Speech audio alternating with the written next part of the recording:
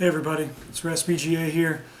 It's been a long time with no videos, but today I kind of want to do a FAQ video with regard to the stippling process. I get a lot of questions. I'm going to try to cover most of those questions today in this video, and hopefully it's informative and helps y'all with your projects. Stand by. Alright, one of the questions I get asked most often is what soldering iron do I use? And this is it right here. These are the markings. This is plaid, made in China. Alright, I think I got this at Walmart. I'm not 100% positive. But these are the bits that I use here. The brass bits are the ones that you want if you're out there shopping for a soldering iron for the purpose of stippling. You want to use brass bits, and I like this one right here. This is my go-to bit. This one gets used the most often by far. The other one that you've seen if you've watched my Glock 19 stippling up close video is a little precision dot, little small pointy implement, and that one I've actually misplaced. Here's another one that I don't use, and I'll show y'all in a little while why. This one is steel, and I'll show you the difference in what that does in the plastic.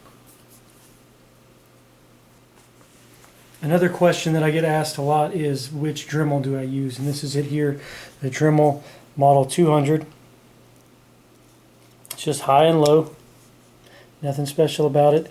And the tips that I use are these sanding drums, the finer of the two textures that come with most Dremel brand kits. Here's an unused sanding drum here. So nothing special. There's a lot better Dremels out there. This is just the one that I have and the one that I'm using and have used in all my stippling jobs.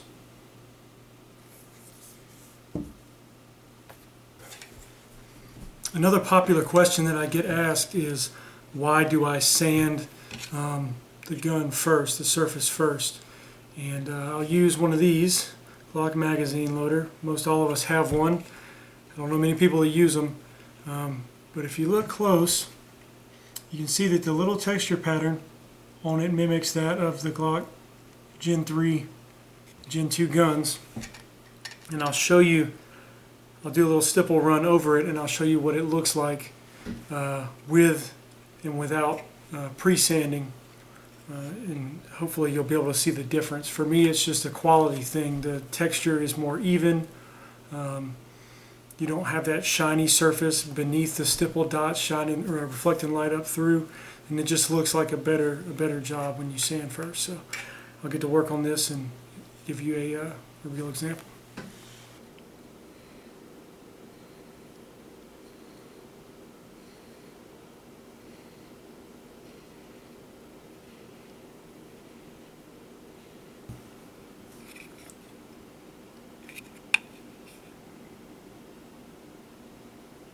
Here's a stipple without any prep work, and you can see the underlying texture reflecting through there also, and it's difficult to see here in the video, but you can actually perceive this ridge in this area here where the stippling pattern overlaps this slightly raised textured portion. So on the reverse, I'm going to prep it by sanding it, then apply the texture, and I'll let you be the judge.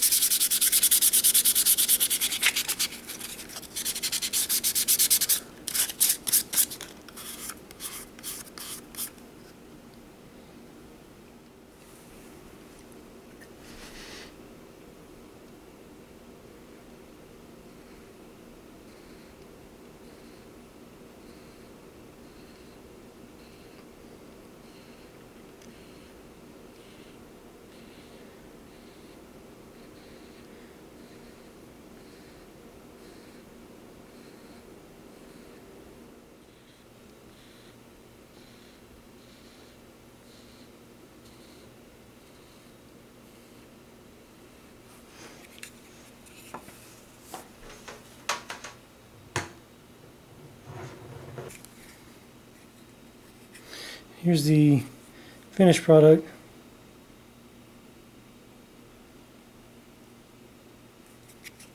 Versus the other. I know it doesn't translate as well on camera, but the difference is very easy to perceive in person, and it's just much smoother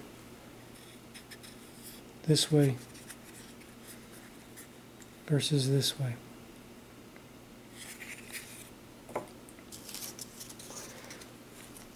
And then when you're done,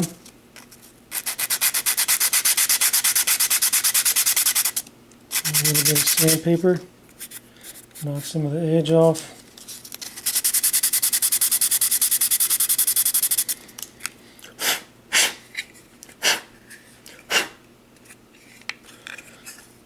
And there you have it.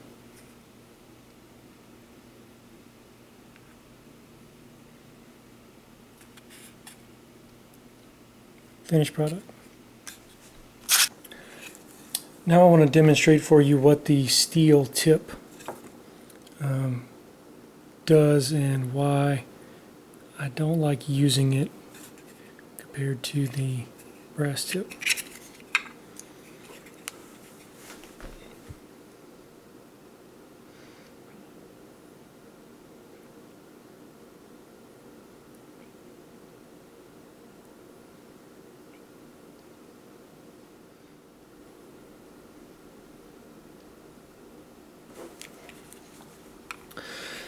Alright, I don't know how well y'all were able to see that, but essentially what the steel does is it doesn't transfer heat quite as fast as the brass does, so you have to hold it there on the plastic a lot longer, and in doing that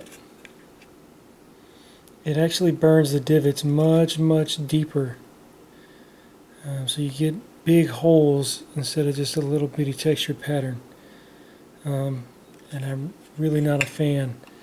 It's much easier to mess it up using the steel tips. So if you have a choice, try to find the brass ones. Another question I get asked quite often is how does the stippling hold up over time, or how well does it last? This is the gun, my Glock 22 that I chopped with Glock 23 length.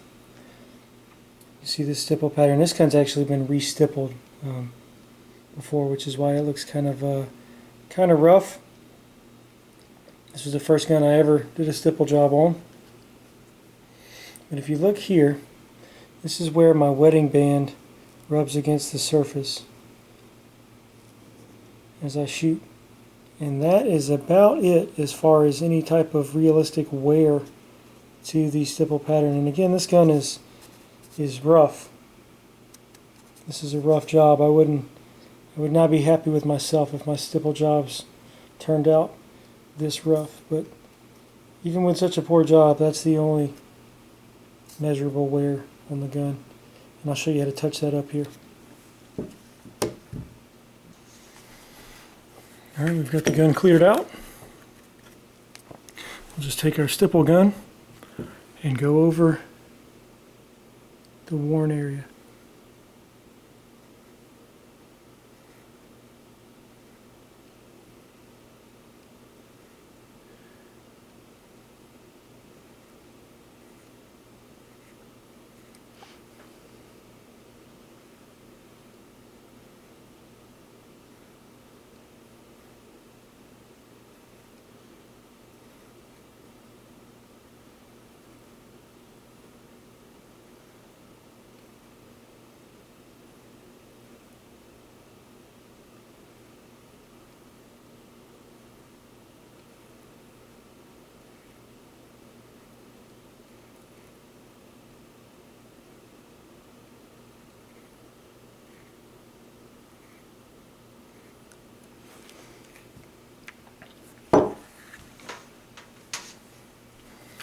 Very light pressure is all that's needed. Just take time to try to stay true to the original pattern. I'll just run over that with some sandpaper.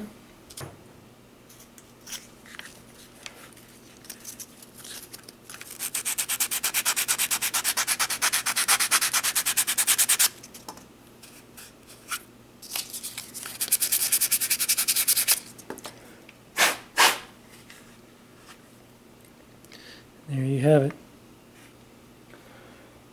Alright, another thing with the stippling, and this is my Glock 23. This is a much more consistent pattern. You can see there, wedding band wear as well. Another thing is if you carry inside the waistband, as I do with this one, you get a lot of lint and dead skin and stuff like that built up in it over a period of weeks or months. And the easiest way to fix this is to disassemble the gun, get you some hot running water, maybe a little bit of Dawn dish soap, and a toothbrush, and just scrub the frame out. Then let it air dry or blow dry it off, put your gun back together, and continue mission. That's it. Alright everybody, that's all for today. I thank y'all for tuning in and checking out the video. Hopefully it answered some questions that y'all might have regarding stippling and the process. Good luck on y'all's projects, and look forward to new videos soon. Thanks again.